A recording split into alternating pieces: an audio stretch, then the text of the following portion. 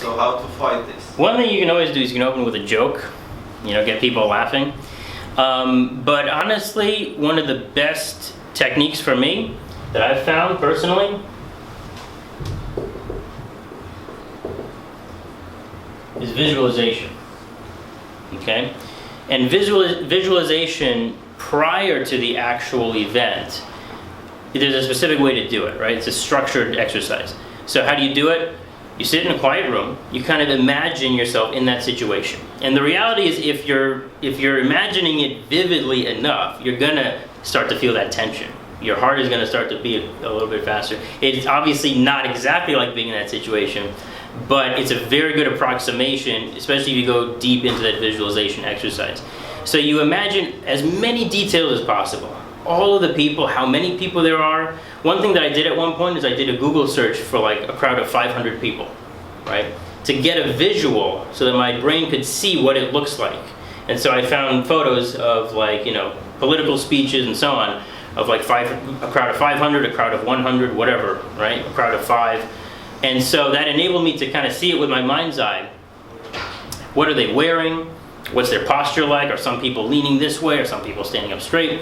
What does the venue look like, right? Any kind of preparation you can do beforehand in terms of visiting the venue, right? Or kind of getting to know it. Like in this environment, for example, I've been here a million times. I've done tons and tons of talks and events here. So I'm very familiar. I recognize all the faces of the people that work here. I've used this room many times. So I'm very comfortable in this venue, right? If at all possible, you definitely want to visit the venue, get the lay of the land prior, maybe a day prior, a week prior to your actual talk or presentation, right? That also helps you to get a visual on it. So you got the venue, you got the people, and then you also think about what is the impact that you're trying to make on the audience, right? And what are you hoping is going to be the reaction that you're going to get from them, okay? Incorporate that into your visualization as well. So you don't want to visualize a situation where everybody's just kind of like nodding off and, oh man, is he still talking, right? Because that'll increase the anxiety, increase the nervousness. You want to be able to visualize a positive outcome where people are loving what you're saying, they're chuckling, they're laughing, they're clapping and so on, and they're nodding in agreement. Yeah, that makes sense. Incorporate that into your visualization exercise as well. This is something, it's not a one-time thing. Honestly, to do it really well, you want to do it on a regular basis. And this is especially relevant if you're giving talks and presentations all the time. Very important to practice, right? So practice not just actually giving the talks, but practice in your head, in your mind, also visualizing and actually going through the motions, okay?